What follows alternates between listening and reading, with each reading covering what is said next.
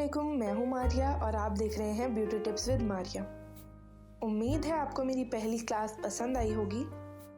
मैं आपके सामने हाजिर हूँ अपनी दूसरी क्लास के साथ। मैंने आपको अपनी पहली क्लास में समझाया था स्किन केयर के बारे में। आप समझ तो गए होंगे कि ये स्किन केयर कोर्स है। क्लास 1 हमारी कंप्लीट हो चुकी है। अब ये क्लास 2 आपको देने जा रही हूँ मैं। क्लास 1 में मैं आपको एक दफ़ा रिवाइज करवाती चलूँ। क्लास 1 में मैंने आपको समझाया था कि आपकी स्किन की कितनी लेयर्स होती हैं, आपकी कौन सी लेयर क्या काम करती है। आपको अगर नहीं पता कि आपकी स्किन टाइप क्या है, टिश्यू टेस्ट भी बताया था मैंने आपको। उसके अलावा ऑयली स्किन वालों के लिए मैंने आप लोगों को ये भी बताया था कि ऑयली स्किन वालों को जेल बेस्ड या वाटर बेस्ड प्रोडक्ट्स यूज़ करने पड़ते हैं।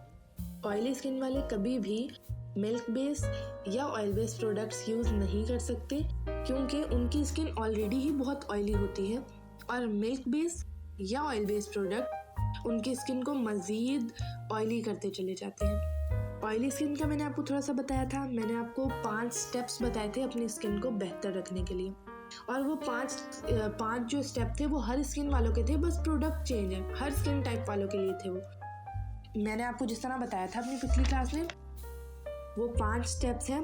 First, cleansing. एक दिन में आप 5 मिनट क्लिनजिंग कर लें, इनफ होता है, बहुत होता है। उसके बाद आप अपने क्लिनजिंग से जब आप अपने पॉर्स को क्लीन कर लेते हैं, उसके बाद आप अपने पॉर्स को खुला तो नहीं छोड़ते, आपको उन्हें श्रिंक करने के लिए टोनर यूज़ करना पड़ता है। और मैंने आपको ये भी बताया था कि अगर टोनर यूज़ नहीं कर सकते, आप टोनर अफोर्ड नहीं कर सकते, टोनर नहीं है आपके पास, तो आप सिंपल रोज़ वाटर लें और उसका स्प्रे कर लें फेस पे। तीसरा स्टेप मैंने आपको बताया था कि ऑयली स्किन वाले जेल बेस या फिर वाटर बेस मॉइस्चराइजर्स यूज़ करेंगे। अगर आपकी ऑयली स्किन है तो आप ये सोचते हैं कि हमें तो मॉइस्चराइजर्स की ज़रूरत ही नहीं है। नहीं, आपकी स्किन को मॉइस्चराइजर्स की ज़रूरत होती है, लेकिन जेल बेस या वाटर बेस। और जो ड्राई स्किन वाले हैं वो हमेशा मिल्क बेस या फिर ऑयल बेस मॉइस्चराइजर्स यूज़ करते हैं। क्लियर हो गया? अगर आपकी ऑयली, दोबारा आपको रिपीट करके बता रही हूँ, अगर आपकी ऑयली स्किन है तो आपने जेल बेस या वाटर बेस मॉइस्चराइजर्स यूज़ करने हैं स्टेप 3 में। अगर आपकी स्किन ड्राई या नॉर्मल है तो आपने मिल्क बेस या ऑयल बेस प्रोडक्ट्स यूज़ करने हैं, मॉइस्चराइजर्स यूज़ करने हैं ऑयल बेस या मिल्क बेस। 4th स्टेप मैंने आप लोगों को बताया था डे और नाइट क्रीम। डे और नाइट क्रीम का भी वही तरीका है कि अगर आपकी ऑयली स्किन है तो आप oil based, milk based day cream, night creams use करेंगे। अगर आपकी स्किन ड्राई है तो आप मिल्क बेस्ड या ऑयल बेस्ड प्रोडक्ट्स यूज़ करेंगे। अगर आपकी स्किन ऑयली है तो आप वाटर बेस्ड या जेल बेस्ड क्रीम्स यूज़ करेंगे, डे और नाइट क्रीम्स। लेकिन आप लोगों ने अगर नाइट क्रीम यूज़ करनी है तो डे क्रीम भी यूज़ करनी है आप लोगों ने। क्लियर हो गया? 5वां स्टेप मैंने आप लोगों को बताया था आई सीरम्स। आई सीरम्स अगर आपके पास बहुत ज़्यादा ऐसा होता है, पाकिस्तान में जो अच्छे आई सीरम्स हैं वो बहुत एक्सपेंसिव होते हैं, वो आम लड़कियां, आम ख़वातीन नहीं अफोर्ड कर पाती हैं। तो मैं आपको इस क्लास में ये भी बताती चलूँ, अगर आपके पास आई सीरम नहीं है तो परेशान होने की ज़रूरत नहीं है। आप एलोवेरा जेल लें, उसमें 1 विटामिन ई का कैप्सूल डालकर उसे अच्छी तरह से मिक्स करके अपने अंडर आई एरिया पे लगा लें। वो भी आई सीरम जैसा ही काम करता है, आपको परेशान होने की कोई ज़रूरत नहीं। उसके अलावा मैंने आपको सीरम्स की डेफिनेशन बताई थी कि सीरम जितने टाइम पे हमारी और कोई क्रीम या और कोई प्रोडक्ट हमारा वर्क करता है, उससे आधे टाइम में सीरम वर्क करता है। सीरम मैंने आपको बताया था जैसे पिछली क्लास में भी उसकी डेफिनेशन। सीरम की definition high concentration of active ingredients, fast treatment of dehydration and moisturisation है। यहाँ तक क्लियर हो गया? पिछली क्लास मैंने आप लोग को रिवाइज करवा दी। अब मैं आपको आगे बताती हूँ। कल मैंने आपको बताया था कि ऑयली स्किन वालों के लिए कुछ products gel base, water base होते हैं। आज मैं आपसे बाकी स्किन टाइप्स के बारे में बात करूँगी। आज हम डिस्कस करेंगे कि हमने अपने पीएच लेवल को कैसे कंट्रोल करना है। उसके अलावा मैंने आपको ऑयली स्किन के बारे में बहुत बेसिक नॉलेज दी थी। सिर्फ मैंने आपको ये बताया था कि आपको जेल बेस या वाटर बेस प्रोडक्ट्स यूज़ करने हैं। आगे क्या करना है ऑयली स्किन के लिए वो भी मैं आपको बताऊँगी। मैं आपको इसमें अपनी पूरी डिटेल नॉलेज दूंगी। अगर आप लोगों को मेरी ये क्लासेस पसंद आ रही हैं तो प्लीज़ चैनल को सब्सक्राइब कर दें, लाइक कर दें और बेल आइकन को दबा दें। इससे मेरी आने वाली हर नई वीडियो का नोटिफिकेशन आप तक पहुंचता रहेगा। और अगर आप कुछ और चाहते हैं, हेयर स्टाइल्स, मेकअप या किसी तरह की भी क्लासेस, तो आप मुझे कमेंट सेक्शन में बता सकते हैं। इंशाल्लाह जो आप लोग बोलेंगे वो क्लासेस भी आगे आपको मेरे चैनल पर देखने को मिलेंगी। बेसिकली हमारी जो स्किन होती है वो हमारा कॉन्फिडेंस होता है।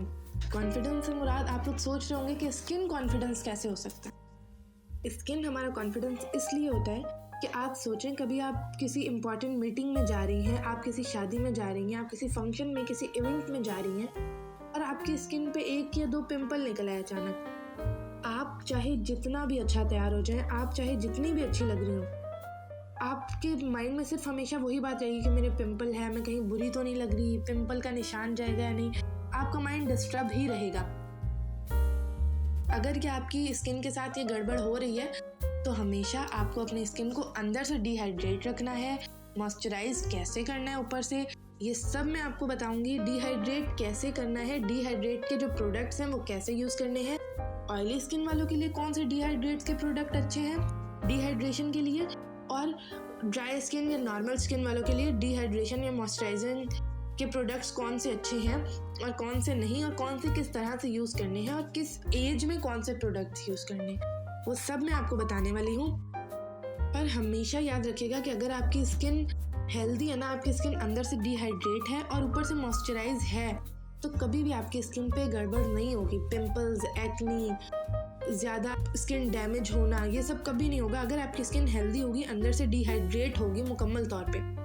और उस डिहाइड्रेशन के लिए हमें कैसे प्रोडक्ट्स यूज़ करने हैं, जैसे आपको मेरी इस स्क्रीन पर नज़र आ रहा होगा, ऑयली स्किन वालों ने कौन से मॉइस्चराइजर्स और कौन सी अपनी स्किन को डिहाइड्रेट करने के लिए कौन से प्रोडक्ट्स यूज़ करने हैं, आप ऊपर देख सकते हैं स्क्रीन पर।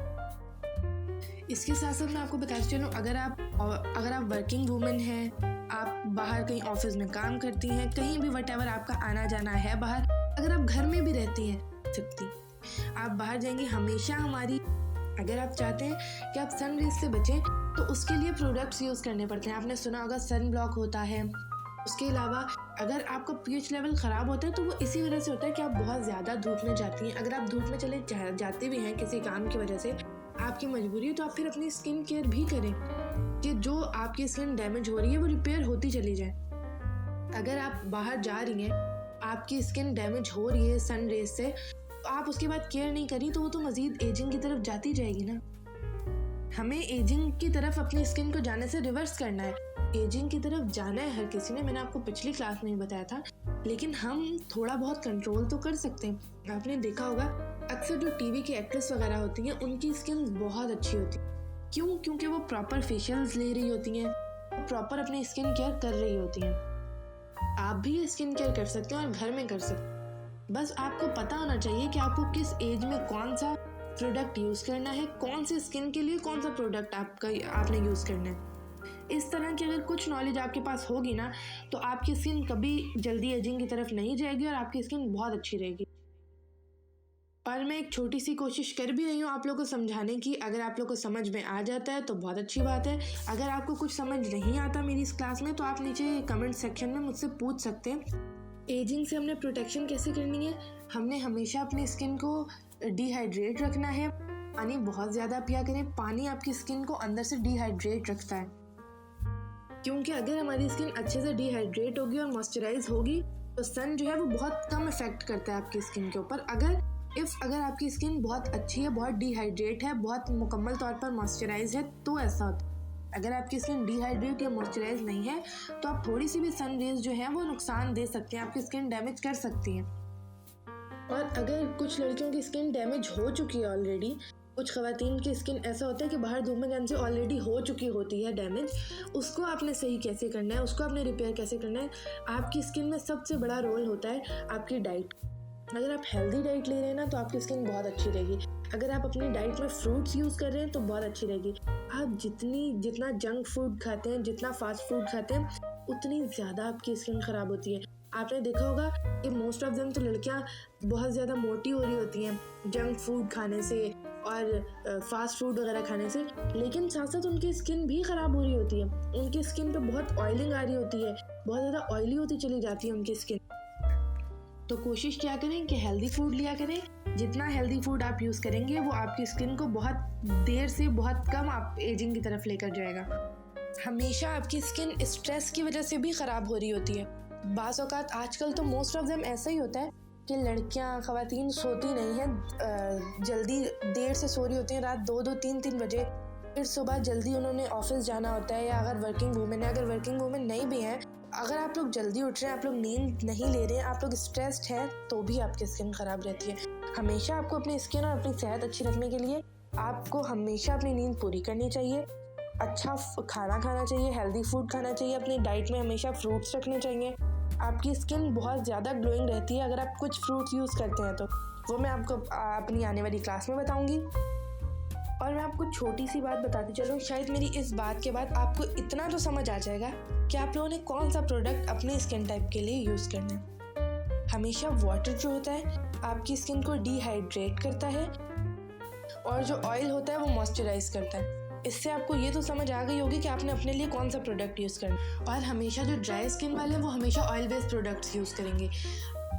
ये बात क्लियर होगी। अगर आप लोग ऑयली स्किन वाले हैं तो वाटर बेस्ड प्रोडक्ट्स, चाहे आप नोट कर लें, नोट डाउन कर लें कहीं पे कि अगर आप ऑयली स्किन वाले हैं तो आप वाटर बेस्ड प्रोडक्ट्स यूज़ करेंगे, अगर आप ड्राई स्किन वाले हैं तो आप मिल्क बेस्ड या ऑयल बेस्ड प्रोडक्ट्स यूज़ करेंगे। और ये दोनों चीज़ें जो है तकरीबन स्किन केयर के प्रोडक्ट्स में इंक्लूड होती हैं, वाटर भी और ऑयल भी, क्योंकि वाटर बेस और ऑयल बेस पे ही ज़्यादातर आपकी चीज़ें आपको प्रीफर की जाती हैं आपकी स्किन टाइप के हिसाब से। तकरीबन मैं आपको थोड़ा थोड़ा दोनों स्किन का समझा चुकी हूँ, ड्राई स्किन का भी और ऑयली स्किन का भी।